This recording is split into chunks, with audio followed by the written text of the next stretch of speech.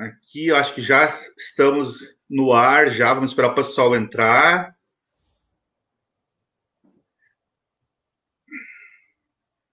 Como é que tá as questões agora, doutor? O INSS está só via aplicativo, que Sim, estão fazendo presencial nada. presencial não, só via aplicativo, né, via Meu INSS, que pode ser tanto pelo celular quanto pelo site, né? Agora, o presencial ainda não tem uma perspectiva segura. Eles até apresentam Como é que tá algumas as questões? datas, mas essas datas não é segurança nenhuma, porque já foram adiadas diversas vezes, né? Sim, entende. O pessoal tem tido muita reclamação que não tem. O pessoal não está conseguindo acessar o aplicativo, a, a anexar laudos. Isso está sendo muito recorrente. Sim, é um problema que tem acontecido bastante, porque como não se tem o acesso, né, à agência, alguns serviços estão ficando realmente prejudicados, né? A própria atualização cadastral, às vezes, não se consegue acessar o meu INSS, porque tem uma divergência cadastral que não se consegue resolver porque a agência está fechada, né? E aí são situações que tem que se aguardar, porque dificilmente o 135 consegue resolver elas, né? A gente espera que abra o mais rápido possível, assim que for possível, né? Claro, porque mesmo que para um atendimento mínimo, está se falando agora num drive-thru, em algo desse tipo, porque pelo menos não precisa um grande acesso, porque boa parte dos problemas se resolve ali. Agora, o contato humano ali, o acesso humano ao INSS, ele é fundamental em muitos casos. Sim. E essa questão, doutor, do que eles estão pagando nesse momento, some, até um salário mínimo, né? O que é a previsão deles depois depois eles pagarem o restante ou vai passar por perícia para ver se realmente fazia jus àquele benefício ou alguma coisa desse tipo? Sim, eles vão fazer pela portaria, né, que regulamenta o pagamento dos benefícios antecipados, como eles chamam, né, que está ocorrendo lá desde o mês de abril, né, desde o início da pandemia, na verdade, prevê antecipação em um salário mínimo e depois vai se fazer um acerto de contas.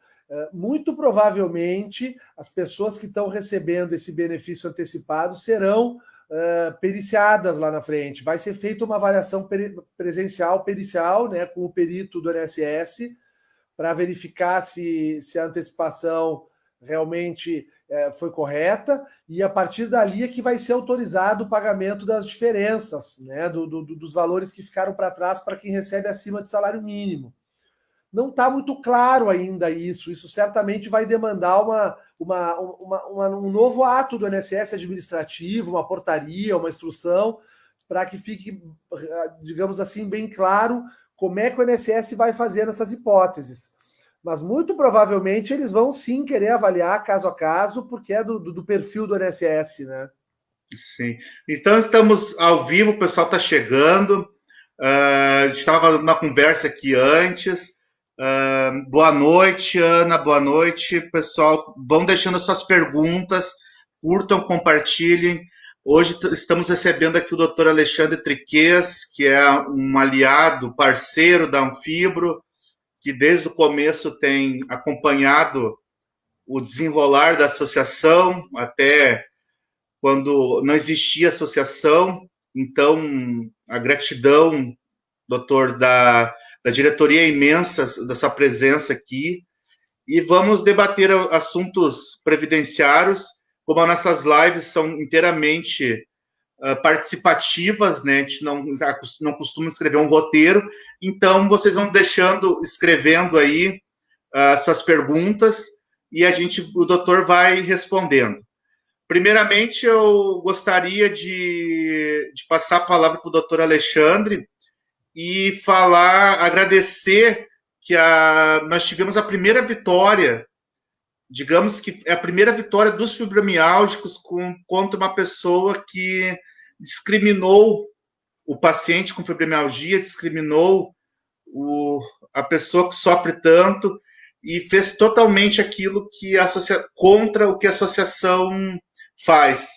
E no Brasil, digamos, hoje tem uma entidade que está defendendo a causa e que vai fazer isso mudar, vai parar esse tipo de discriminação das pessoas. Se não for por forma de conscientização, será por forma judicial, né, doutor? Então, eu passo a palavra para o doutor Alexandre. Boa noite, doutor Alexandre. Boa noite, Daniel. Boa noite a toda a família Anfibro. É um prazer realmente muito grande estar com vocês aqui novamente, participando de uma live dessa associação, que tem feito tantas coisas importantes, né, e para as pessoas que têm fibromialgia, e não apenas para elas, para a sociedade como um todo. Eu venho acompanhando as lives que têm sido realizadas aqui, até algumas até internacionais, né? E assim, a preocupação da Anfibro em esclarecer os assuntos, em trazer as questões, né, os grandes problemas, e com uma representatividade assim a nível nacional, como a gente observa até pela live, ó, agora a Sandra, né, de Manaus, né, lá na região norte, no Amazonas, nós aqui em Porto Alegre, no Rio Grande do Sul. Então, realmente, o trabalho que vem sendo feito pela Anfibro é fantástico, e a sociedade tem observado isso, né? A associação tem crescido e tem sido observada, tem sido vista pela sociedade como um todo, não só daquelas pessoas que talvez tenham interesse nela pela questão da fibromialgia, mas também, né, pessoas interessadas nos debates que estão sendo feitos.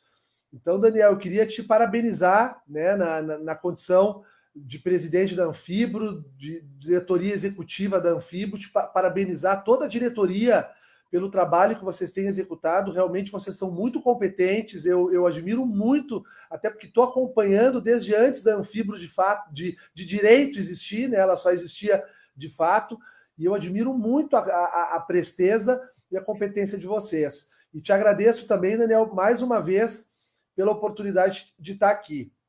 O que o Daniel refere é porque nós tivemos a oportunidade de representar a Anfibro numa ação civil pública que foi ingressada na Justiça, e no início do ano, né, agora no primeiro semestre, né, nós já estamos terminando, já estamos praticamente no nosso segundo semestre, né, de 2020, porque a diretoria da Anfibro, né, na pessoa do Daniel e demais diretores da associação, nos procuraram, porque existiria aí uma pessoa que faz treinamento em departamento pessoal, em RH, e que teria num vídeo, né, utilizado, feito algumas menções às pessoas que têm fibromialgia, e referindo que essas pessoas deveriam ser excluídas de ambiente de trabalho, deveriam ser excluídas da convivência de outras pessoas, e utiliza de uma forma pejorativa muito ruim,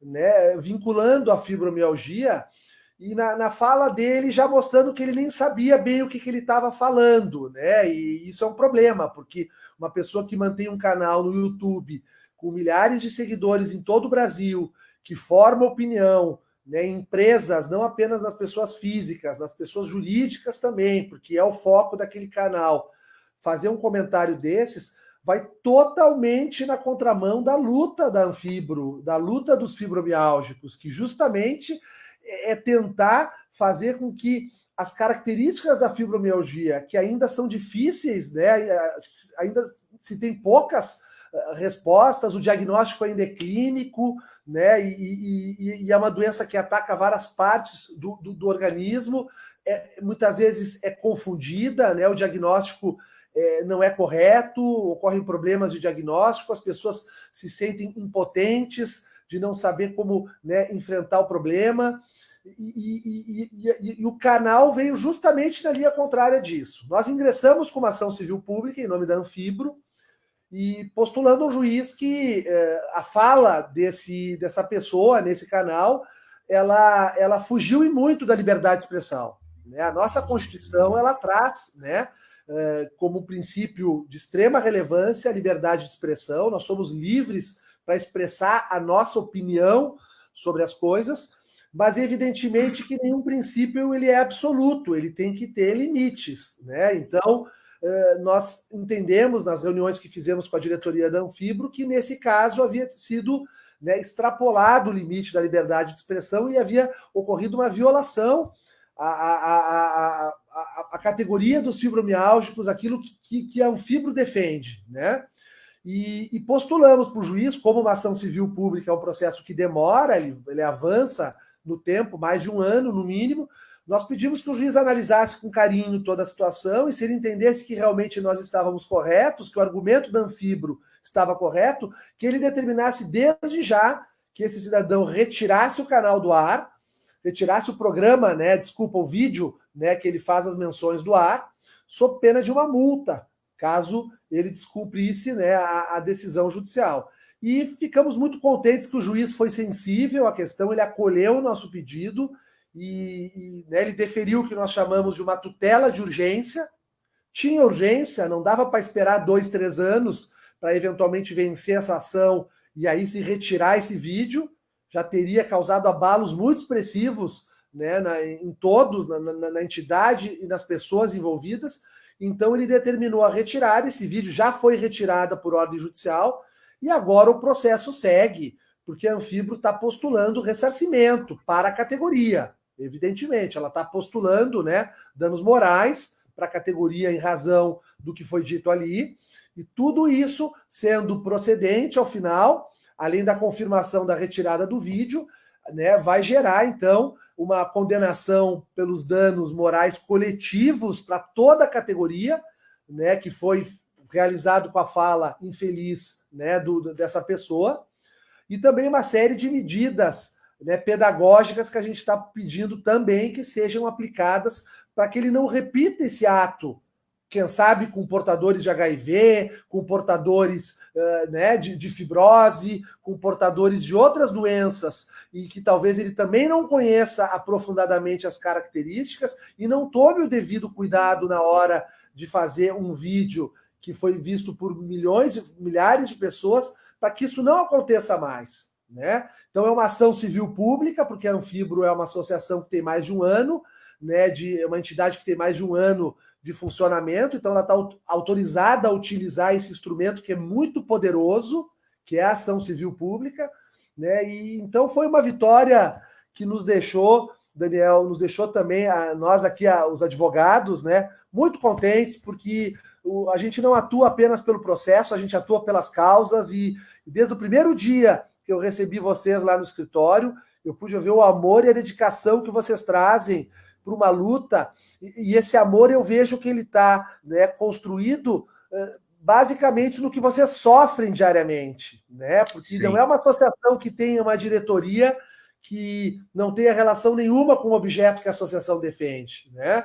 A associação, na verdade, a diretoria da associação, ela passa na pele tudo isso, né? Ela luta por melhores dias, por reconhecimento na previdência social, por reconhecimento como doença grave, como doença crônica, o critério da deficiência, a isenção de carência.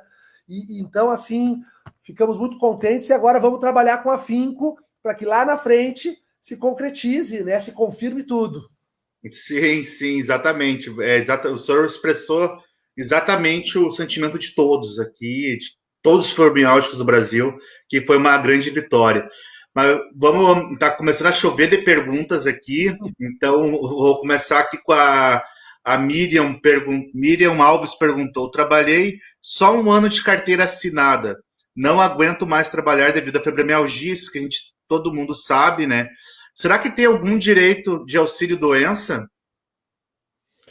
Miriam, tem sim, tá? Como é que vai funcionar no teu caso, tá? No teu caso, como tu tens 1 ano, tu já tens a carência, tá? Para pedir o benefício. Carência essa, é importante abrir um pequeno parênteses, que já foi aprovada a sua isenção pelo Senado Federal. Existe um projeto, né, que tramita no Congresso Nacional. Se não me falha a memória, é o projeto 4399. Ele começou no Senado Federal e pelo portal E-Cidadania, alguém foi lá e sugeriu, e ele virou um projeto e foi aprovado ano passado no Senado, e agora ele precisa ser aprovado na Câmara, que prevê isenção de carência. Se esse projeto for aprovado, Miriam, só para concluir o parênteses, você não precisaria nem de um ano, bastaria um mês, né? Porque aí não precisa ter os 12 meses. Como não foi aprovado totalmente ainda, a regra da carência é 12 meses. Como você tem 12 meses de contribuições, você já pode sim solicitar o benefício. Se você for uma empregada, é importante buscar um atestado médico e apresentar esse atestado para o empregador, negociar isso com o empregador para ele lhe afastar 15 dias e a partir do 16º dia fazer a marcação da perícia, né? Que no momento da pandemia vai ser automático, vai ser concedida antecipação do benefício. Se você for uma autônoma e paga com o carnê, com a guia da Previdência, aí é só realmente fazer a senha no meu INSS e fazer o pedido, né, como autônoma, apresentando também os atestados. Claro que tudo vai depender da avaliação da perícia, mas os requisitos de contribuição, você já preenche eles. Certo, muito obrigado, doutor. A Cláudia, isso é uma pergunta muito recorrente, né, doutor? Até nós já debatemos muito sobre isso, né? Reprovada pela federal. E o que está acontecendo? Estão chegando nas empresas, vem com um laudo da federal dizendo que está apto, porque o perito não está levando em conta a dificuldade, muitas vezes está dando só o laudo depressivo da pessoa e não a sua incapacidade pela questão física, só falando no lado emocional, no lado físico. O médico do trabalho, alguns tem pulso firme e dizem que não aceitam, mas a grande maioria funcionário das empresas acabam aceitando, e essa pessoa após é demitida. Eu até entendi o que ela quis dizer aqui, que ela vai chegar na empresa e o caminho praticamente é demissão. Vai ficar sem um plano, sem um auxílio de rancho, alguma coisa. Bom, vai ficar sem nada, precisamente já está sem nada, vai ficar sem nada. Teria algum caminho entre ser reprovada na perícia judicial, direito de algum recurso, ou seria impugnar a perícia, ou antes da perícia, ou quando se apresentar já com algum laudo? O que o senhor diria sobre essa questão, doutor Alexandre? Certo, Daniel. Cláudia, o que eu posso te recomendar, tá? Bom, primeiro uma recomendação geral para todos. A Justiça Federal precarizou muito a avaliação por incapacidade nos últimos anos. Claro que não está igual ao INSS, em que sequer, né, a gente tem possibilidade de apresentar uma impugnação, uma petição, argumentos. O INSS é mais complicado, mas a Justiça Federal, ela caiu muito a qualidade do processo de uns 10 anos para cá. Várias razões para isso. Uma delas é a falta de recursos, a impossibilidade de marcação de mais uma perícia e a necessidade de um processo muito rápido. Os juízes têm sido cobrados por um processo muito rápido e às vezes não combina com a avaliação que tem que ser feita. E aí a pessoa perde no INSS e perde na justiça também. Aí é um terror, a pessoa se apavora, o advogado liga, ela vai ao escritório do advogado, o advogado diz, Cláudia, nós perdemos o teu processo na justiça. Infelizmente, o INSS não deu e a justiça também não. O que eu recomendo nesses casos? Primeira coisa, antes de voltar para a empresa, é fundamental fazer uma avaliação médica de retorno ao trabalho. Não retornar direto ao trabalho com a cartinha de indeferimento e a sentença de improcedência, mas fazer uma avaliação. E aí dar uma conversada com a empresa. Tem empresa que já tem esse padrão e jamais vai aceitar de volta sem mandar para o médico. Tem empresa que não está nem aí. Vocês ligam para a empresa, ela vai mandar voltar ou vai demitir. Então, assim, se vocês sentirem que a empresa não vai encaminhar para o médico, eu recomendo, inclusive, se possível, que tentem fazer uma consulta com o médico do trabalho, paga por vocês mesmos. Essas que tem em centro de cidade, aqui em Porto Alegre tem algumas que não são muito caras, às vezes a consulta não é muito expressiva, é o médico especialista, né, nesses exames admissionais, demissionais, de retorno, ele faz o que a gente chama de ASO, né, Exame de Saúde Ocupacional. É isso que vocês precisam fazer no primeiro momento. Tem que ter um exame de saúde ocupacional para verificar como é que está a saúde. Se o exame de saúde ocupacional disser que está apto para o trabalho, aí realmente nos sobram poucas alternativas. Porque aí eu tenho o exame, o INSS dizendo que está apto, a Justiça dizendo que está apto e o médico dizendo que está apto. Aí o caminho é voltar para a empresa e tentar conversar com o empregador, tá? Para tentar negociar uma demissão ou uma mudança de setor de trabalho. Tem que aí verificar caso a caso. É importante suscitar isso para o advogado, porque ele pode ajudar vocês nessa orientação. Se o ASO, né, se o ASO ele der pelo não retorno, o que é muito comum, ele dá pelo não retorno, não está apto, bom, aí vocês estão diante do que nós chamamos de um limbo previdenciário. Eu tenho o INSS e a Justiça dizendo que pode trabalhar, mas eu tenho o médico dizendo, especialista, né, na saúde ocupacional, que não pode retornar. Aí dois caminhos se abrem. Você pode fazer uma nova perícia no INSS, tentar marcar de novo no INSS uma nova perícia, e aí, uma vez indeferida, cabe um novo processo na Justiça, pode fazer uma nova ação, ou então pode pensar numa alternativa, tá? E tem que ser conversada com o advogado, de mover uma ação trabalhista contra a empresa, para que a empresa siga pagando o salário como se vocês estivessem licenciados da empresa, a CLT permite isso, e a empresa pensiona até o exame ocupacional dizer que dá para voltar. Tá? O Tribunal Regional do Trabalho, não são de todas as regiões, mas aqui na 4ª região, por exemplo, que é o Rio Grande do Sul, tem entendimento favorável a essas ações trabalhistas. Porque ele entende que, como a Justiça disse não, mas o médico do retorno não quer que retorne, o empregado não pode ser penalizado, ele é a parte mais fraca. A empresa, como ela é a detentora do capital, e ela detém, né, o controle da produção, enfim, tudo mais, ela deve seguir pagando um salário como se esse empregado tivesse licenciado até o retorno ao trabalho, né? Então, existe essa alternativa importante de buscar a Justiça do Trabalho também. Mas a dica principal é o ASO.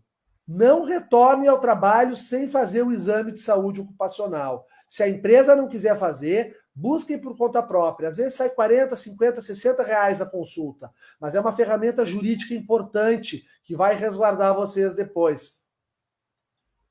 Doutor, eu vi aqui, até recebi no privado aqui uma pergunta não, o que está acontecendo realmente é isso. Eles estão chegando nas empresas e o médico do trabalho está dando apto, tá? Ele está indo, ele nem está analisando, está indo o que o médico perito já disse. Então, o conselho seria tentar marcar um médico do trabalho numa clínica dessa, ou um consultório, enfim, e fazer uma consulta à parte antes de ir na empresa, se a pessoa já tem esse conhecimento que o médico vai dar apto lá. Até o Fabiano perguntou aqui também, ó. Deixa eu ver onde é que está a pergunta dele, que entrou tantas perguntas. Mas foi isso. Que o médico do trabalho dá como apto.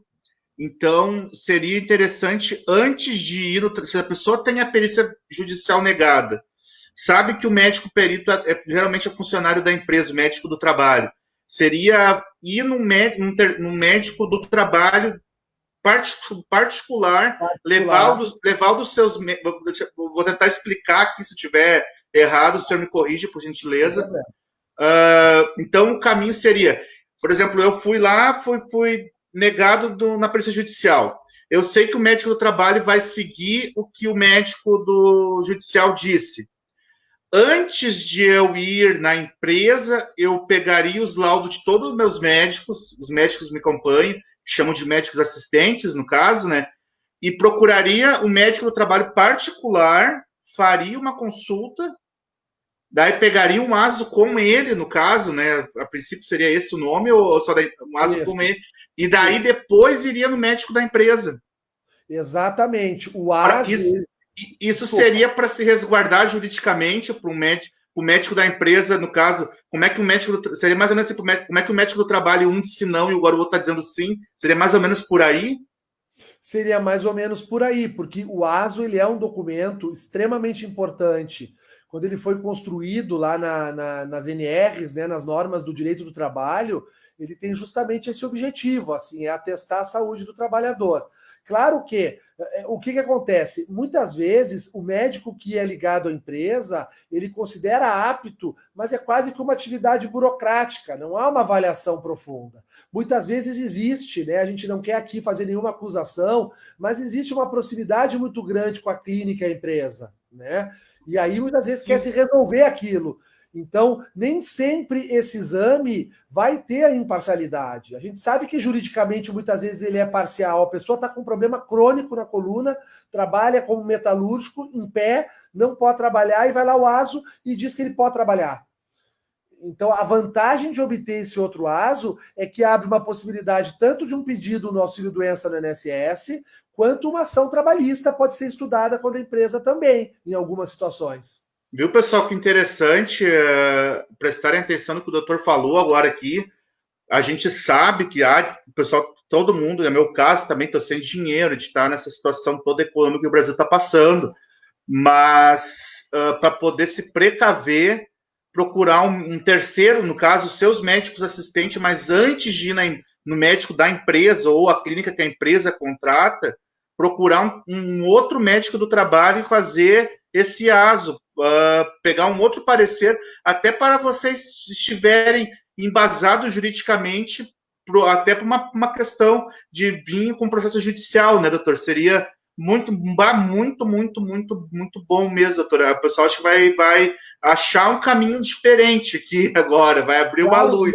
Não, e é um caminho, assim, Daniel, importante, porque vai ter sido feito lá no âmago do problema, né? É diferente de, após a demissão, após um ASO que diz que está apto, a pessoa começar a ir atrás dos documentos. Não, demonstra que, mesmo após o processo, existia um conflito ali, que não estava bem resolvido, né? E mesmo assim a empresa optou por demitir, né? Então, o ASO é uma ferramenta, assim, muito importante, ela pode auxiliar bastante nesse processo de um segundo processo, né? A gente sabe que algumas empresas tem um limbo previdenciário, tem uma pergunta logo abaixo ali falando do limbo, mas algumas empresas ainda colocam o funcionário do limbo, porque o médico ele tem aquela questão de dizer que o funcionário não está apto e o INSS não aceita, fica aquela questão toda, mas a empresa coloca a pessoa no limbo ainda para manter aquele plano de saúde da pessoa. Muitas vezes fazem isso, né? Porque tem empresas que chegam e já demitem na hora. Essa pergunta da Maciel Aparecida aqui, doutor, isso acontece. Até tem uma pergunta que já me feito antes, que é parecida com essa. Mas vamos nessa questão daqui, ó. Fui ofendida na empresa por causa da fibromialgia. Isso acontece todos os dias. E não é só nas empresas, são setores privados também. A gente temos associados que são funcionários públicos, estão sendo perseguidas, sendo humilhada pelos colegas, pelos chefes e patrões. Ela pergunta que eu posso fazer um boletim de ocorrência, ou qual é que é o caminho dela, da Maciel Aparecida. Maciel Aparecido. O que acontece nesse caso? Sim, sem dúvida, todos que se sentirem ofendidos na sua esfera pessoal, todos que forem ofendidos na sua esfera pessoal, que sentirem que realmente assim o que foi falado pela outra pessoa do trabalho realmente ofendeu, realmente avançou o sinal, né? Às vezes é muito difícil encontrar um limite para isso, dentro de um contexto em que eu estou trabalhando, eu dependo do trabalho. Claro que sim, é bastante difícil, mas é muito importante estar antenado a isso. O que aconteceu aqui na ação civil pública com a Anfibro é que nós postulamos um dano moral coletivo, para uma coletividade, né? Agora, nada impediria que uma pessoa particular que tivesse assistido aquele programa que foi tirado do ar agora, eventualmente, se tivesse se sentido ofendida moralmente, postulasse em juízo até para uma indenização. Claro que lá seria mais difícil porque foi uma mensagem genérica, não foi uma mensagem direta. Mas todos vocês que estão no ambiente do trabalho e que se sentirem discriminados em razão de ofensas por causa da fibromialgia, comentários, posturas perante o emprego, cabe sim o dever de indenizar. O primeiro passo é registrar sim uma ocorrência policial. A ocorrência policial ela é importante porque é um registro, né, que vai deixar bem explicado assim o que foi sentido ali na hora, o que aconteceu, né? E, então a ocorrência policial é o primeiro caminho. Depois é muito importante buscar um auxílio jurídico. No caso do dano moral é muito importante mesmo, porque, gente, o dano moral sempre é muito difícil.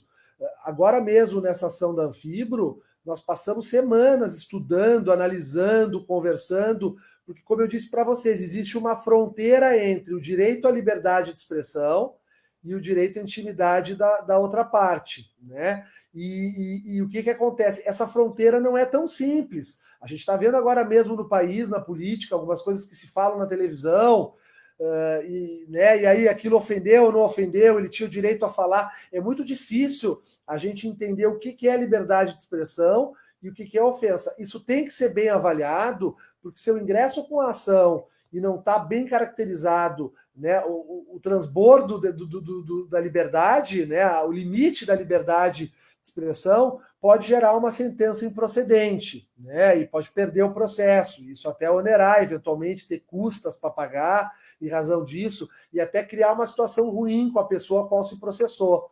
Uma ação de dano moral pressupõe sempre uma segurança.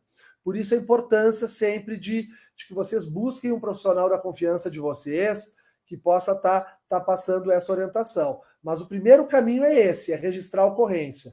Não devem deixar de fazer isso, porque o respeito só vai ocorrer se realmente for tomada providências com relação a situações desse tipo, né? Não pode deixar as coisas assim, né? E existe a necessidade de um respeito, ainda mais no ambiente de trabalho. Doutor, se o senhor vê alguma pergunta que o senhor queira responder, que chamar atenção, que pode ficar à vontade, tá? Eu estou selecionando algumas aqui, ó. Essa aqui da Josiane... Daniel, vou te interromper então, só falar uma última questão sobre aquela anterior, que eu acho que também vai esclarecer alguns pontos importantes. Acho que é mais um caminho que eu posso trazer para todos que se encontram, talvez, nessa situação.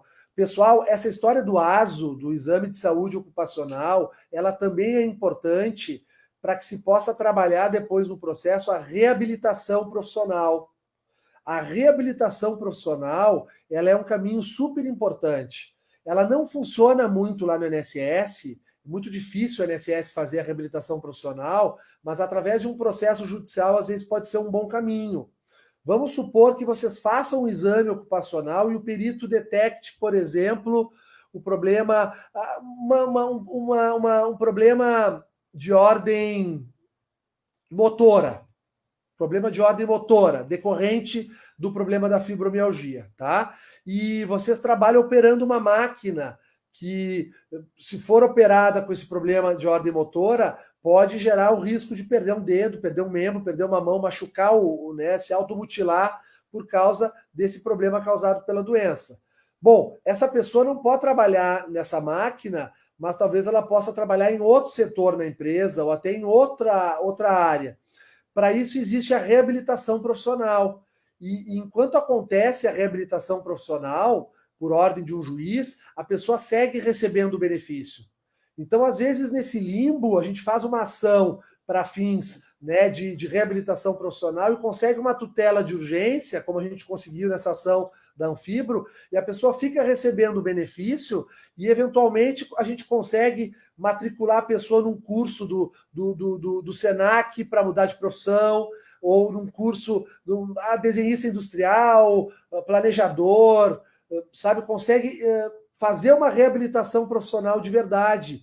E nesse período segue-se recebendo o benefício. Então, até para isso, Daniel, é importante. Hoje a reabilitação é um caminho bem interessante para esses casos.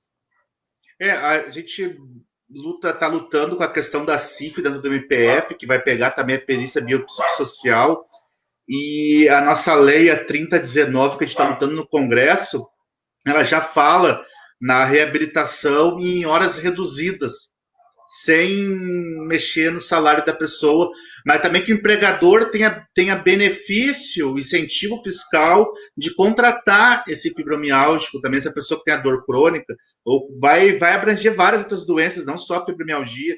Então está abrindo uma porta, uma demanda praticamente que não se falava no Brasil, hoje em dia está começando a vir a discussão outras síndromes, outras doenças. Esse caso dela aqui, doutor, ela pergunta assim se ela é autônoma pelo jeito, né? E negar a pericidade judicial, ela precisa ela teria que ir no médico do trabalho ou seria só uma questão dela ir para se embasar juridicamente nova?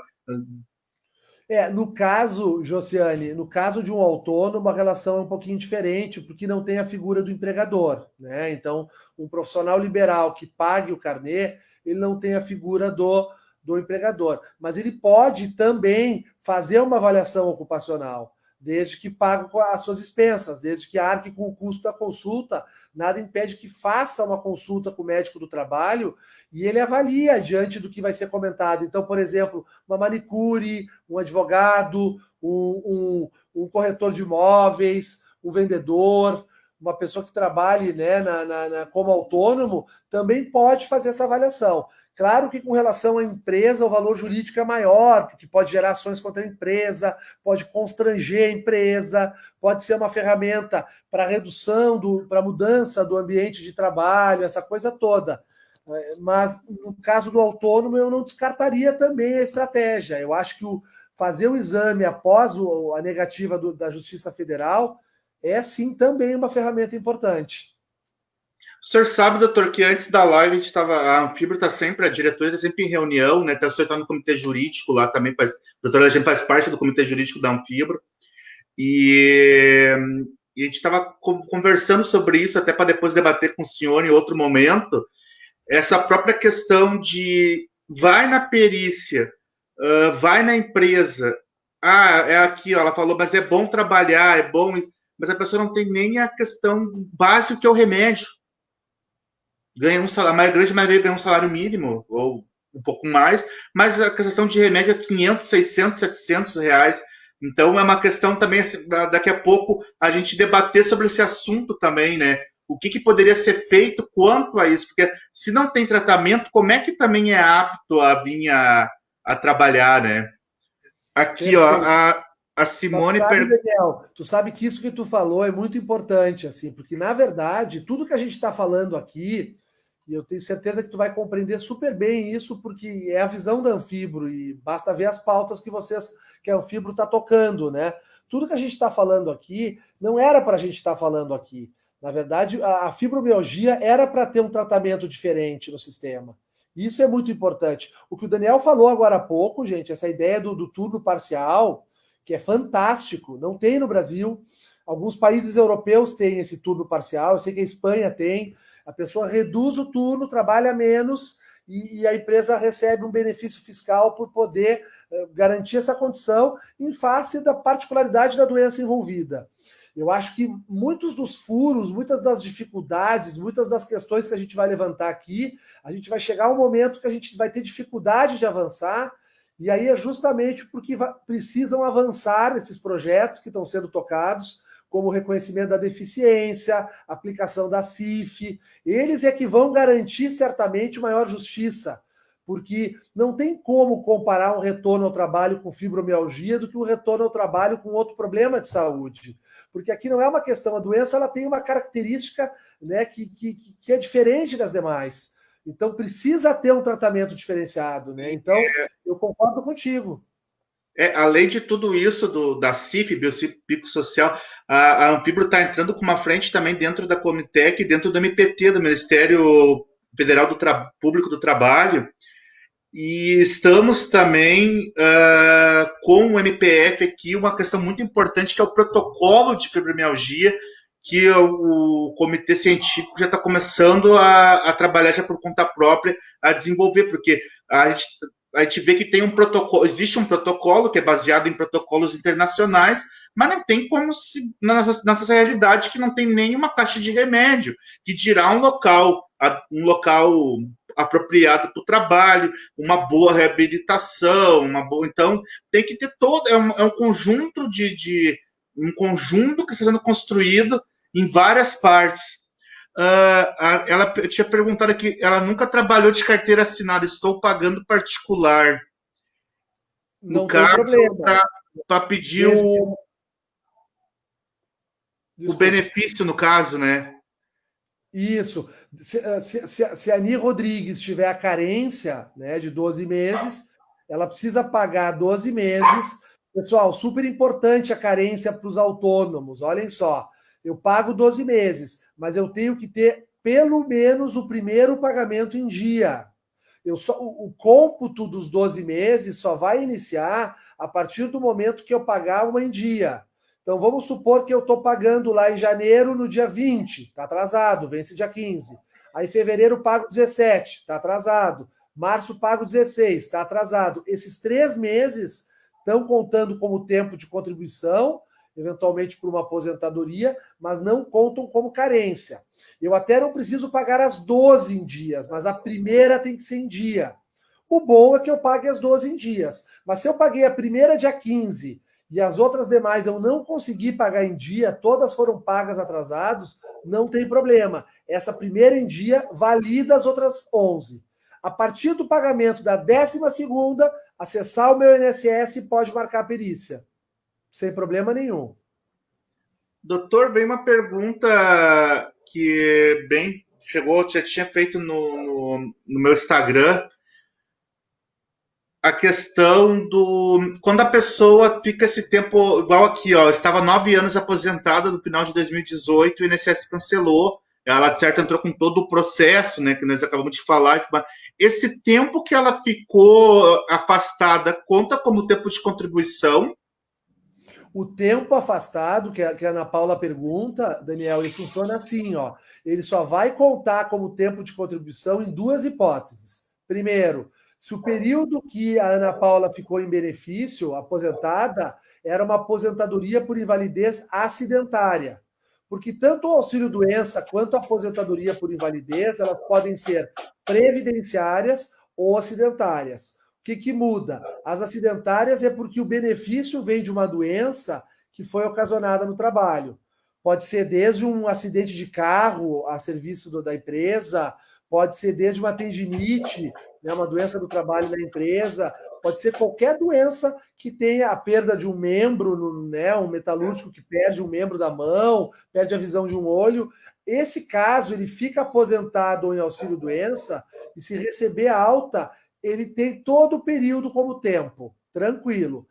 Por outro lado, se a Ana Paula não foi afastada e aposentada por acidente de trabalho, foi o benefício comum, o que é a maioria dos casos, só vai contar como tempo de contribuição se ela comprar um carnezinho após o fim do benefício e pagar a competência posterior ao fim. Ou se já passou um tempo, caso ela já esteja perguntando isso agora e já transcorreu aí um tempo, não tem problema, ela pode pagar após o período. Um pagamento feito após o período de auxílio-doença vai validar aquele período como tempo de contribuição. Senão, não, ela perde aquele tempo. Tá, se a pessoa tem a carteira assinada, tem os casos que tem carteira assinada, até uma associada me perguntou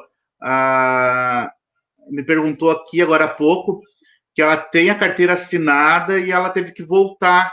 Ela vai voltar agora. Mas não é acidente de trabalho, é auxílio-doença, porque é fibromialgia, até era depressão, no caso, nem botaram como fibromialgia, botaram como depressão. Ela volta. Ela teria que trabalhar um dia para esse período posterior valer como tempo de contribuição. Exato. No caso do empregado, como ele não é responsável por pagar sua previdência, quem paga é o patrão, o que ele precisa fazer? Ele precisa voltar para a empresa, um dia de trabalho validou todo o período, e ele fica tranquilo. Então, essa é a diferença. Os empregados é mais fácil, eles estão tutelados pela empresa. O autônomo que tem que se cuidar, porque ele precisa pagar depois. Isso que eu falei para vocês agora, gente, que pode pagar depois, não precisa ser imediatamente depois, a justiça ainda está discutindo. Possa até ser que lá na frente o judiciário entenda que tem que ser no mês posterior. Por enquanto, não é exigido no mês posterior. A lei fala uma contribuição, o período intercalado de contribuições. Então, basta ter contribuições nos 2 polos. Mas o ideal é que, sempre que possível, cessou o benefício, na competência posterior, já faça um pagamento para não ter problema. No caso dos autônomos, porque no empregado basta o retorno ao trabalho. Tá, e se a pessoa retorna ao trabalho e é demitida no mesmo dia? ela teria que daí comprar um carnê, pagar um carnê avulso para aquele tempo para trás validar. Exatamente. Ela vai ter que comprar um carnê e validar. E sempre cuidar, Daniel, um fato importante. Se ela foi demitida em fevereiro, independente do dia, 1º de fevereiro, 10 de fevereiro, vamos supor, e não trabalhou, e ela quer fazer esse pagamento, ela não pode pagar no dia 15 de março, mês de fevereiro, porque em fevereiro ela era empregada. Ela tem que esperar o março, em abril ela paga o mês de março. Ela tem que sempre pagar a competência posterior ao fim do trabalho ou ao fim do benefício. Se o Entendi. benefício termina 10 de março, ela tem que pagar maio, que corresponde a abril. Ela sempre tem que pagar. Muitos casos, agora chegou para mim aqui no meu WhatsApp, aqui, que eu estava olhando, sobre isso. Acontece muito isso. A pessoa está nesse tempo tá nesse tempo de aposentadoria por algum tempo, enfim, fizeram esse pente fino, agora estão retornando e estão sendo demitidos. Então, elas estão perguntando muito sobre esse tempo que ficou para trás. Então, se a empresa não demitir, vai trabalhar um dia e tudo vai valer. E se a empresa demitir, deixa-se passar um mês, no caso, como o senhor falou, e vai lá e paga vai lá e tira um carnê e paga uma guia para não perder esse tempo para trás. Exatamente. A guia Viu, vai validar pessoal? todo o período. Viu, pessoal? Então é muito interessante pegar essas dicas aí, ó, para vocês não perderem esse tempo que vocês ficaram de licença saúde, para contabilizar e não ficar mais difícil ainda. A Anfibro está lutando para que esse quadro mude, mas enquanto não mudar, cada um tem que fazer sua parte também, né? Doutor, eu sei que foge um pouquinho do quadro de INSS, mas é uma pergunta muito recorrente. Essa pergunta que chegou para mim aqui, até tem uma pessoa que perguntou aqui também. Quando a pessoa está no INSS, ou está esperando a justiça, o período da justiça, a gente sabe que agora está bem mais demorado também, né? Tem algumas perícias que estão sendo canceladas e tudo mais. Quando começa assistente social, o departamento médico começa a pressionar e fazer pressão psicológica nessa pessoa, o que essa pessoa deve fazer? Qual é que é o caminho dela? Eu só não entendi, Daniel, que tipo de pressão? Assistente social da empresa? Assistente social da empresa, departamento médico, quer que a pessoa vá lá, quer documento, quer acompanhamento de processo, sendo que a pessoa muitos não têm acesso a isso, né? A gente sabe que não é todos os advogados que estão toda hora ligando, passando documento, passando. E então começa a fazer quando é que vai voltar, mas será que essa doença realmente é séria, isso, até para a pessoa ver se acha, digamos assim, ou falando no modo popular, né? É um tipo de perseguição, um tipo de busca, até para ver se acha algum erro, para ver se bota aquele funcionário para a rua, digamos, numa forma. Não vou dizer que seja isso, entendeu? Mas há muitas queixas sobre isso. A pessoa está afastada, ela até não sabe como é que anda o processo, ou está demorando e tudo. E há aquela cobrança, aquela busca incessante do departamento médico, ou do departamento pessoal, ou assistência social, fazendo essa pressão em cima da pessoa ali, já está sem remédio, já está doente. Isso. Então, o que seria recomendado essa pessoa ela fazer assim?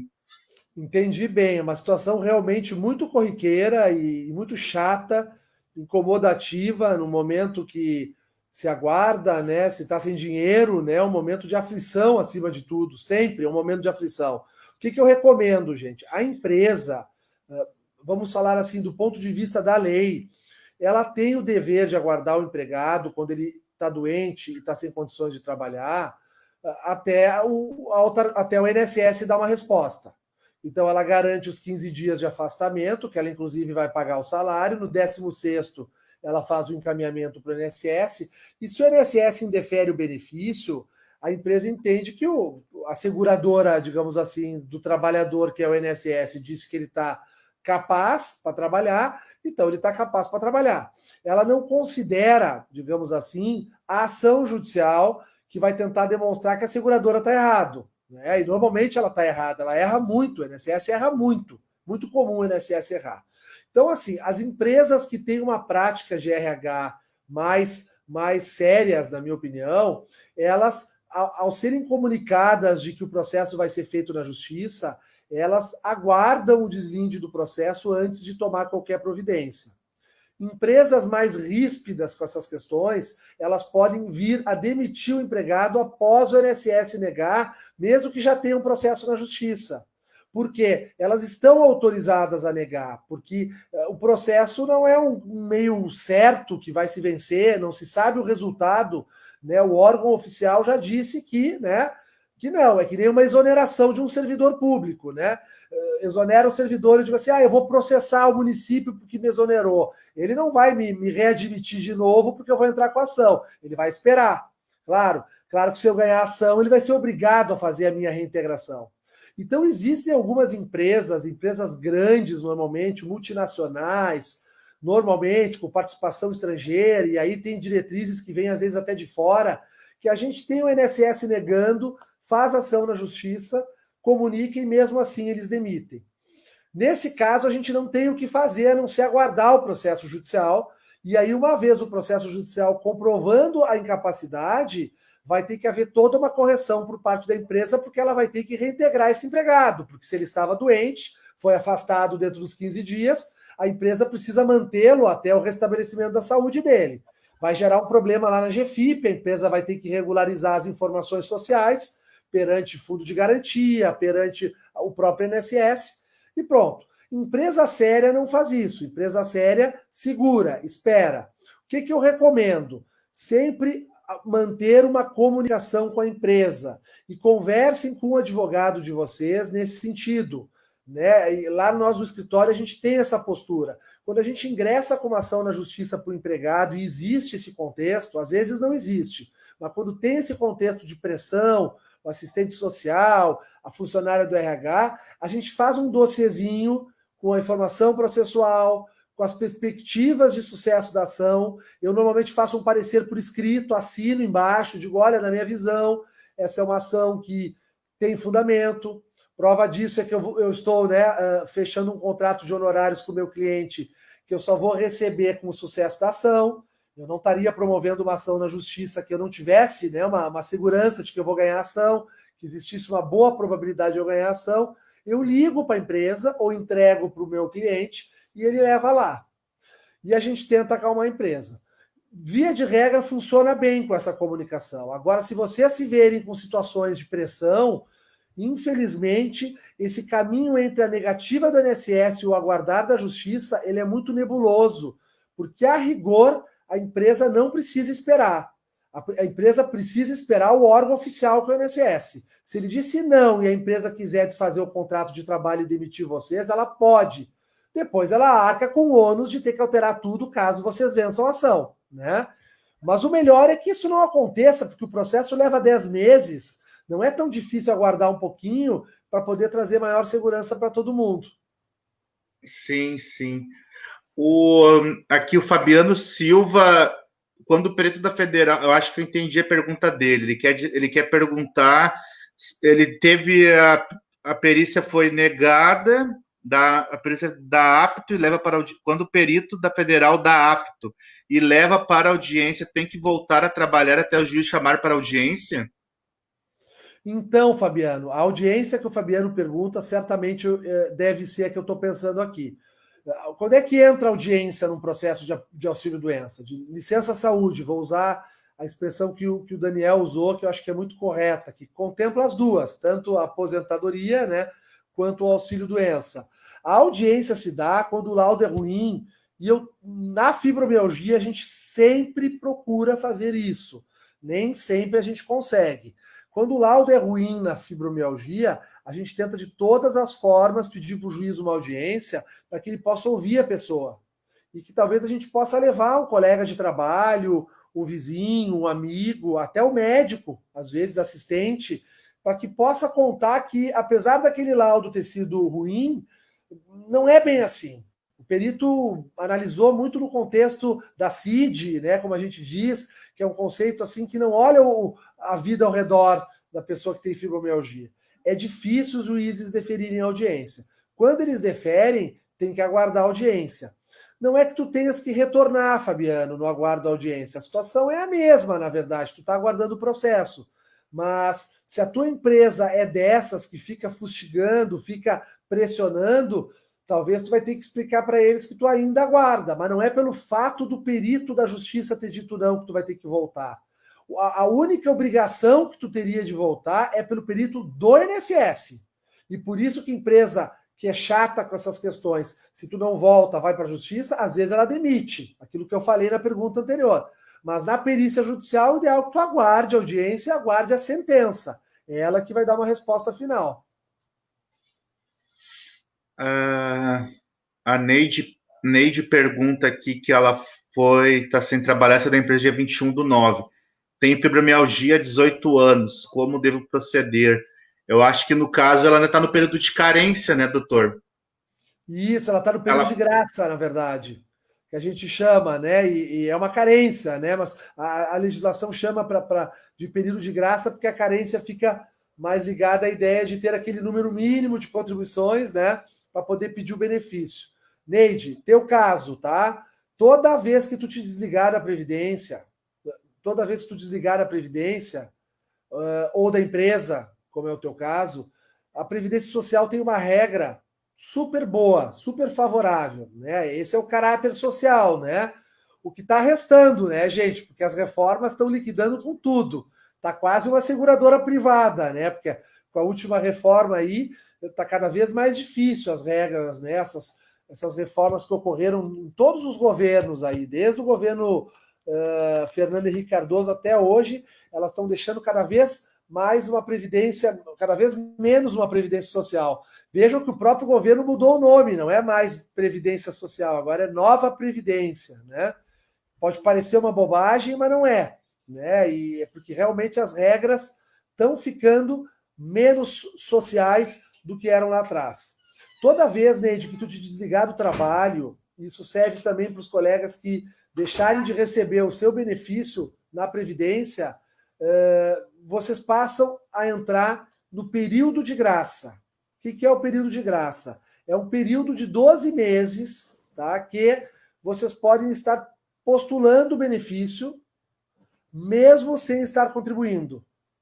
Tá? Esse período de graça pode ser prorrogado por mais 12 meses se houver o desemprego. Então, como a Neide está desempregada, ela tem 24 meses de cobertura de previdência, mesmo sem fazer a contribuição.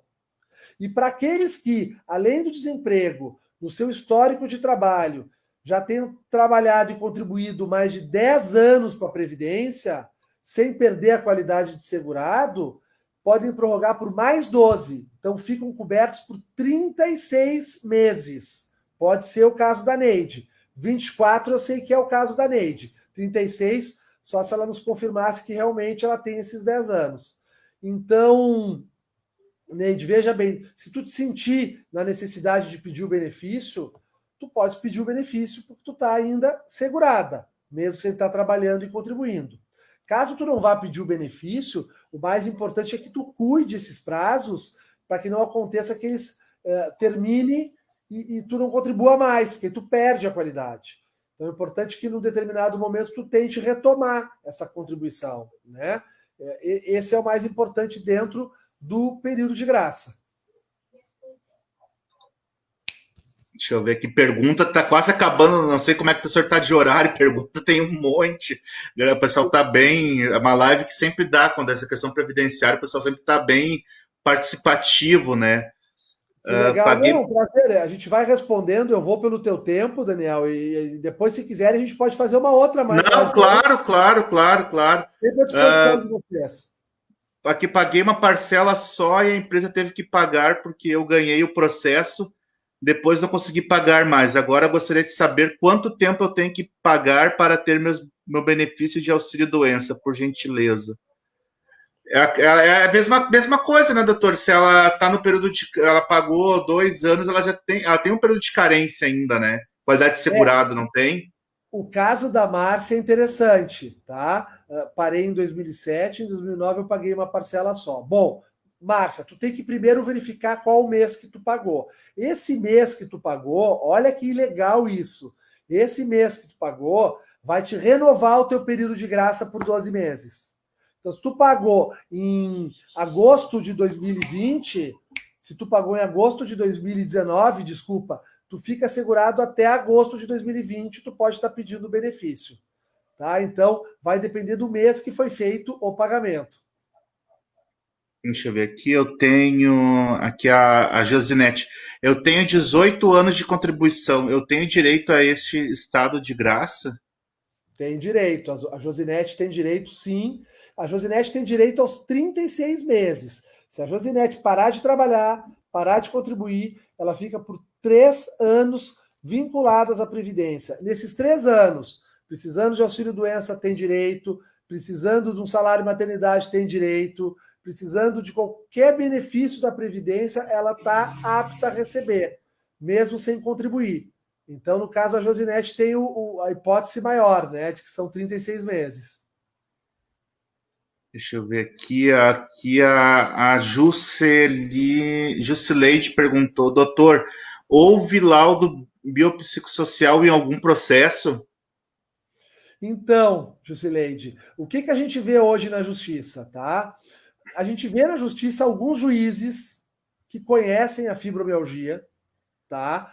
E decidem, eles, eu não diria que é um laudo biopsicossocial, o juiz toma uma decisão biopsicossocial, vamos dizer assim, o termo está errado, mas só para me tentar me fazer claro, né? É muito comum, o juiz analisa e ele entende que é o caso do benefício, mesmo o laudo não sendo tão bom, porque ele avalia as condições pessoais da pessoa. O problema é que a maioria desses juízes, e esse é o segredinho que eu tenho que contar para vocês, e é a grande dificuldade que a gente tem, porque eu tenho duas formas de buscar justiça hoje em matéria de previdência. Uma é as pequenas causas, que a gente chama, que é os juizados especiais federais, e outra é o rito comum.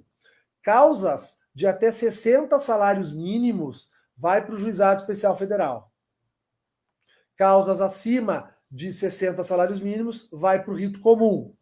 Aproximadamente 60 mil, tá, gente? São 60 salários mínimos, só para vocês terem uma ideia mais exata. O que acontece? É muito difícil num benefício de auxílio-doença eu conseguir, porque como é que eu vou chegar a esse valor? Vai levar em consideração os meses que eu deixei de receber. Como normalmente a pessoa que procura um advogado para entrar na justiça, ela não espera 3 anos para procurar um advogado, 4 anos. Ela tem urgência, está passando necessidade. E a gente entra na justiça e tem só 2, 3 meses de atrasados, eu não consigo alcançar o montante de 60 salários mínimos, e aí obrigatoriamente a minha ação é distribuída no juizado. O que acontece? No juizado não existem juízes, ou existem muitos poucos juízes que fazem a avaliação pelo critério pessoal. No rito comum, está cheio de juízes. E se eu não dar o juiz de primeira instância, eu recorro, os juízes são super sensíveis à questão da fibromialgia. O problema é que a gente não consegue chegar lá. Só se nós tomássemos uma providência, que seria horrível, eu vou falar a título de exemplo, né? De vocês me procurarem no escritório e eu dizer assim, não, tudo bem, então vamos esperar 3 anos para a gente entrar, porque daí vai chegar a 100 mil o valor da atuação, eu consigo acessar o rito comum. Ninguém faz isso. Ninguém faz isso porque não pode fazer isso. Então, boa parte dos juízes que aplicam essas questões biopsicossociais estão no rito comum. E aí é mais difícil de alcançar. O laudo biopsicossocial é quase impossível. Pouquíssimas vezes eu vi. Ainda é um caminho que nós vamos ter que trilhar. A Neuze, ela fala que sofrer passo de entrada, tenho direito. Ela é funcionária pública municipal, agente de higiene e alimentação há 8 anos e tenho 5 de INSS, de fibromialgia, no caso, com fibromialgia. Bom, se ela é funcionária pública, ela tem direito a pedir aposentadoria ou entrar com auxílio-doença? Tem, né, doutor? Tem, ela tem direito sim. Ela só tem que cuidar, Neuza, um fato muito importante, tá? O seguinte, olhem só, a reforma previdenciária trouxe uma regra nova que ninguém está falando. E eu tenho muito medo que possa haver, né, desinformação nesse sentido. A renda, o valor da aposentadoria, só se for acidentário, que não vai valer o que eu estou dizendo, e que não é o nosso caso. Aqui, normalmente, a gente vai trabalhar no benefício que não é acidentário. A renda mensal da aposentadoria com a reforma, ela, via de regra, fica menor que o auxílio-doença. O auxílio-doença segue sendo 91% da média. O valor da aposentadoria por invalidez agora, ela passa a ser aquele 60% mais 2% a cada ano que ultrapasse os 20% que eu tenho de contribuição. Então, se a pessoa não tem muito tempo de contribuição, pode acontecer de ela estar ganhando 91% no auxílio-doença, faz uma conversão para aposentadoria por invalidez e cai para 70%.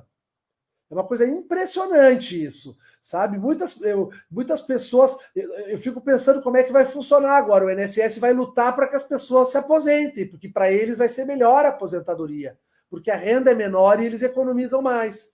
Então, todos vocês que estiverem no auxílio-doença, antes de manejar qualquer pedido de aposentadoria por invalidez, consultem um advogado, um profissional da área, para que ele avalie se não pode se tratar de uma hipótese que vai reduzir o salário de vocês. Claro que tem uma grande vantagem, né, que é não ter uma data para cessar.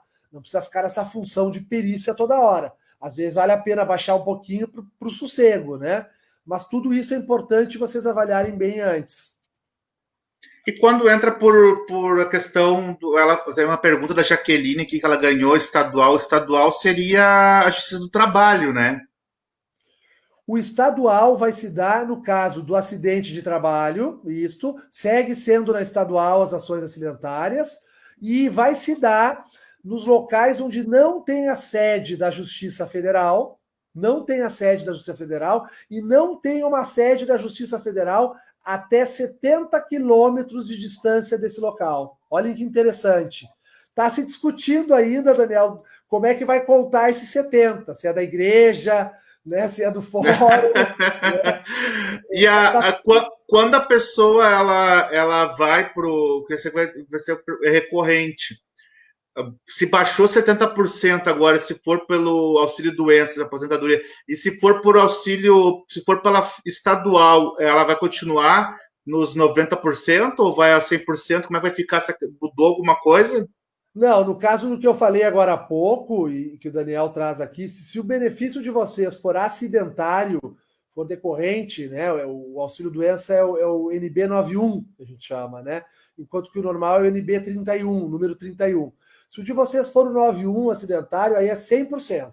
Sempre que for acidentário, cai na regra de 100%. Doutor, e essa questão agora que com essa... A gente tem novos estudos, é uma questão médica até, né, agora, mas vai acabar pegando a questão previdenciária. Muitos conseguiram auxílio-doença entraram até por causa de depressão. A gente sabe que fizeram uma maldade com essas pessoas, na verdade, né, que acabaram botando na vala comum de depressão e acabam vendo a questão da fibromialgia. E muitos que têm a fibromialgia, também, a gente hoje já tem novos estudos da síndrome do complexo regional, são outras patologias neuropáticas dolorosas também, que foram desencadeadas de um acidente de trabalho. Mas elas estão como auxílio-doença. Quando depois se vai fazer uma revisão ou entrar com um novo processo que vai passar para a polícia do trabalho, questão judicial, ela acaba depois se revertendo esse 91 por 31 lá na frente no processo, ou vai continuar sempre 91 mesmo que for caracterizado, mesmo que tenha sido ganhado na justiça estadual?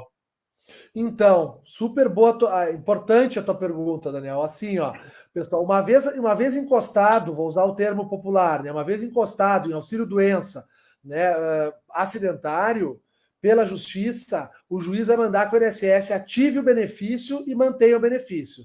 Só que, claro que as prorrogações ali para frente, elas vão ser feitas pelo INSS.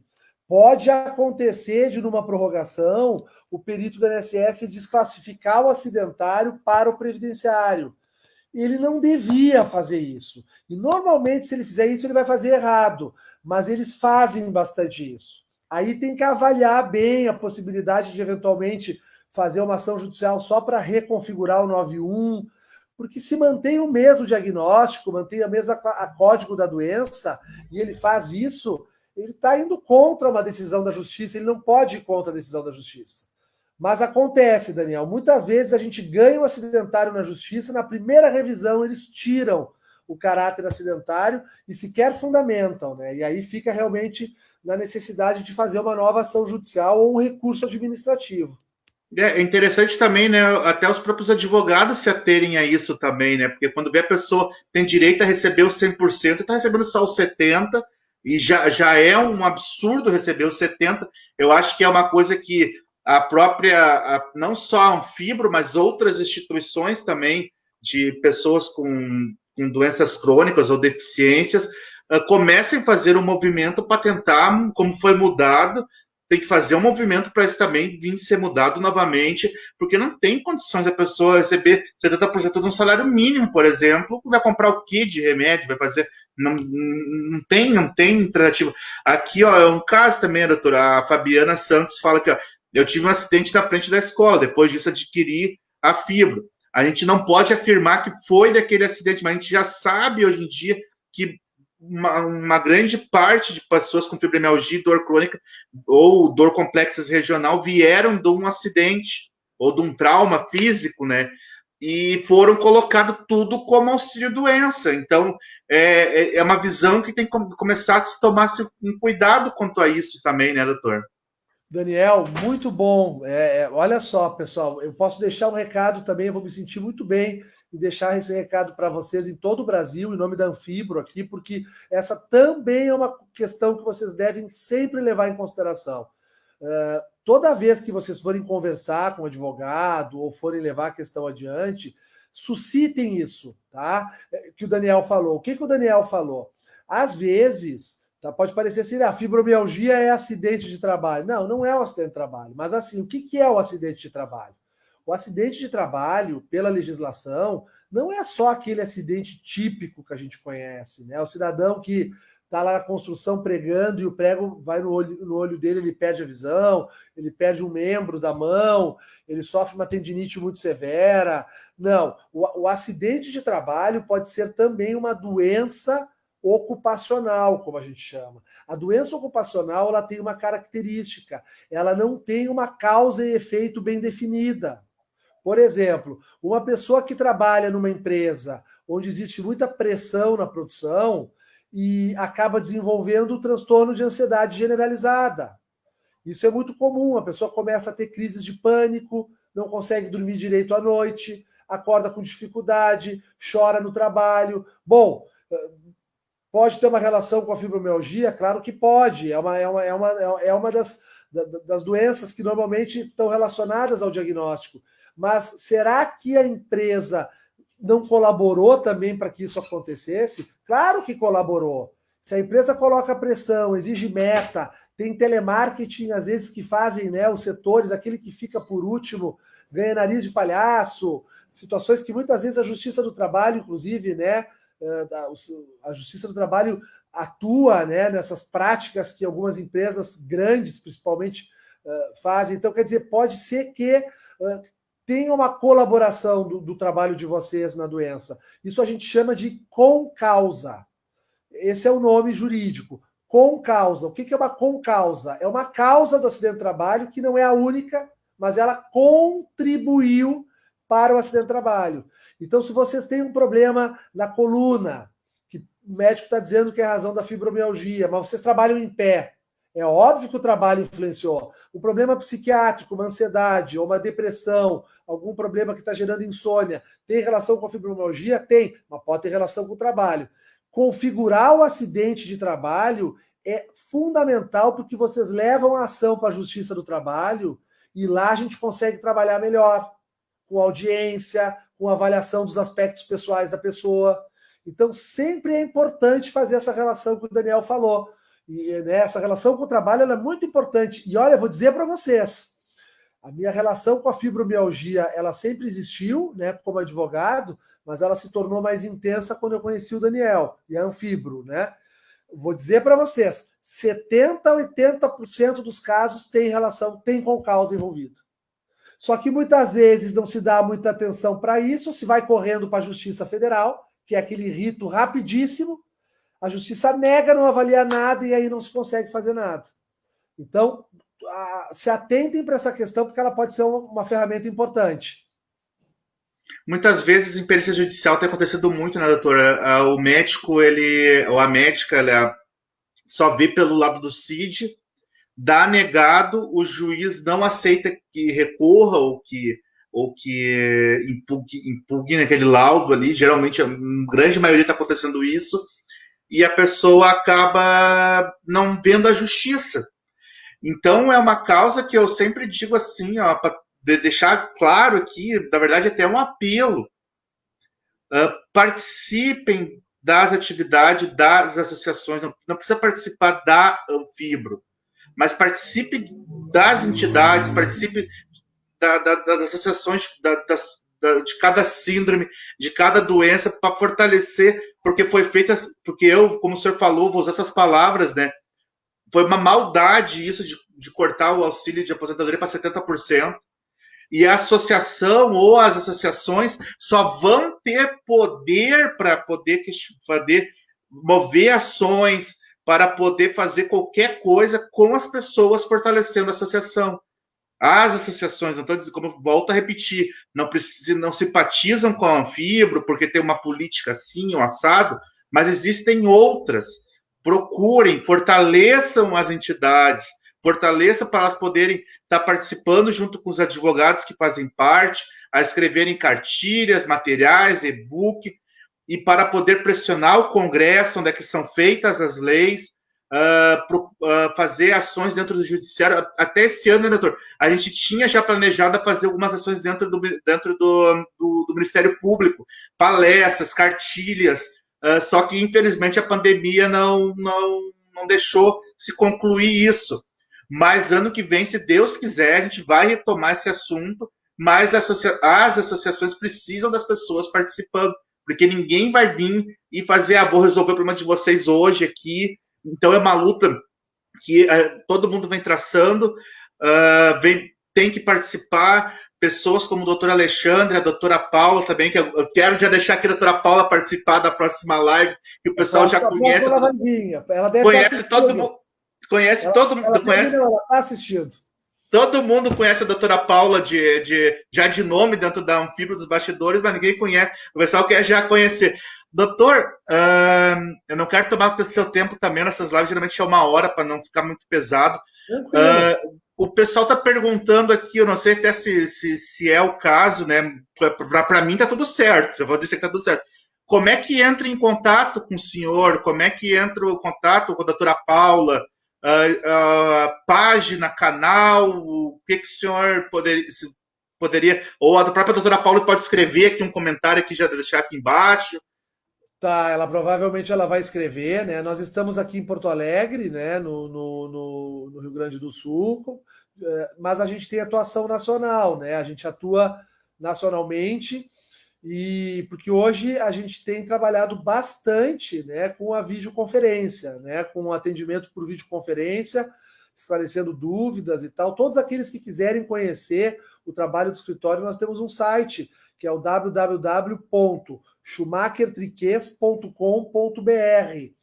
Eu não sei se consigo escrever aqui, eu acho que não, né? Bota aqui deixa eu ver aqui, doutor. É no chat, que daí eu faço um banner aqui e já coloco aqui. Tá. Doutor, uma pergunta enquanto o senhor escreve. Interessante que o senhor falou agora. O senhor pode pegar causas de outros estados e outras cidades também para previdenciário? A gente não fazia, porque realmente é que depois da pandemia, né, Daniel, a gente está mudando muito, né? Eu confesso que quando se falava, seguidamente acontecia de uma pessoa que queria conversar conosco de fora do Rio Grande do Sul, e eu acabava explicando que a gente entendia que não era viável, porque não tinha como, era improvável, era difícil, né? Mas depois da pandemia, a quantidade de lives que a gente vem fazendo, a vida está toda interativa. A gente tem até conversado com médicos, né? Eu tenho o meu médico. Exato. Algumas consultas eu fiz com ele à distância, assim, foi fantástico. O Conselho Federal de Medicina autorizou, né? E dá para fazer. Então a gente está inaugurando essa modalidade nova, até porque o nosso escritório não é um escritório que pega muitas demandas. A gente faz uma advocacia mais artesanal, então a gente consegue marcar um horário, né? O Instalam pessoal tá lá o tudo perguntando aqui, ó, site. eu quero, eu quero, eu quero. Ah, querido. Ó, eu coloquei aqui o Não, site, ó. então, pessoal, muito interessante. E o doutor Alexandre, ele também, como qualquer outro advogado, não precisa ser doutor Alexandre, a Anfibro, tudo que é material, coisa que a Anfibro possa vir a fornecer, embasamento ou sobre questões, pode vir perguntar para a gente também, que a gente tá à disposição. E interessante isso, doutor, que o pessoal está perguntando que agora pode atender via online e pegar processos de outros estados também. Ó, pessoal, tá aí Sim. o site do doutor. Eu vou colocar também, Daniel, o nosso arroba Schumacher Triquês, que é o Instagram do escritório, porque talvez lá no Schumacher só tem os telefones daqui, né? Ele é um site mais para as pessoas daqui. Pelo perfil do Instagram, que inclusive a gente está sempre atualizando, trazendo novidades. Eu toda semana gravo um vídeo e trazendo novidades. Ali é possível pelo direct, se quiser conversar conosco, a gente fica à disposição. Já vou colocar aqui também. Tá, eu E agradeço. o doutor Alexandre, como já falamos, tem outros escritórios também que tem junto com parceria com a Anfibra, a doutora Jane também, né? Também também faz uma parceria com a Anfibra, os associados, podem ir lá procurar, enfim. E agora ter essa possibilidade de outros lugares também. Então A Jane não tô aqui, A não tô Jane é aqui. uma grande É, amiga minha também, aqui de Porto Alegre, uma pessoa muito competente.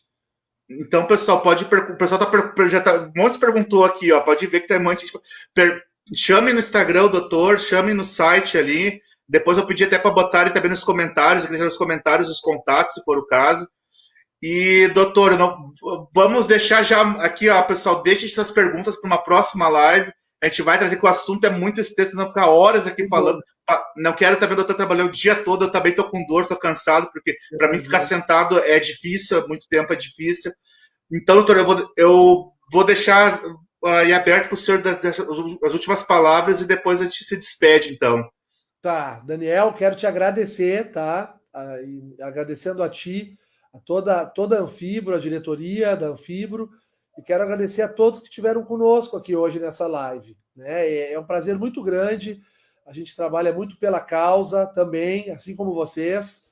Né? A advocacia previdenciária ela é uma área que traz essa característica, porque a gente lida com pessoas, a gente já faz isso há quase 20 anos aqui em Porto Alegre. E eu me sinto muito feliz de poder receber assim dúvidas como a dos colegas que são acessíveis para nós, né, por trabalharmos com isso e poder estar mandando uma mensagem para Manaus, para Curitiba, para São Paulo, ali para todo o Brasil, esclarecendo pontos importantes que muitas vezes não se consegue no site, né, não é informado pelos órgãos governamentais. A gente está passando um momento tão delicado e aqui em Porto Alegre, de forma específica, a gente está vivendo, né, o nosso momento mais difícil, porque Porto Alegre não teve o pico, né, do coronavírus lá em abril e maio, como outras capitais tiveram. E a gente está aqui se virando, mas o escritório segue trabalhando normalmente, a gente está adotando os protocolos. E eu fico à disposição. Aqueles que tiverem dificuldade, quiserem entrar em contato conosco, podem fazer um contato pelos canais ali que a gente passou. Tanto eu quanto a doutora Paula estamos à disposição para atender vocês. E mais uma vez, muito obrigado pelo esse momento aqui agora, Daniel. Agradeço muito a ti e a Anfibro pela oportunidade. Bom, o pessoal aqui do Brasil todo aqui participando, aqui deixando o número. Pessoal, é difícil para o doutor ler o número, então entre no Instagram dele, entra na página lá, ou no site, mande o recado, mande o e-mail. E também tem que agradecer o doutor Francisco, né, que também está participando lá Sem dúvida. da ação coletiva civil lá.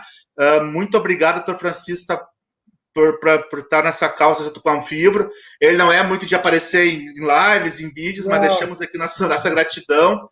Mas, doutor, já deixo aqui, já viu que o assunto é extenso, o pessoal não deu tempo de responder todas as perguntas, mas na próxima já mandem antes as perguntas para a gente já ir respondendo. Agradeço o senhor novamente, agradeço a doutora Paula, doutor Francisco, e gratidão de toda a família Anfibro.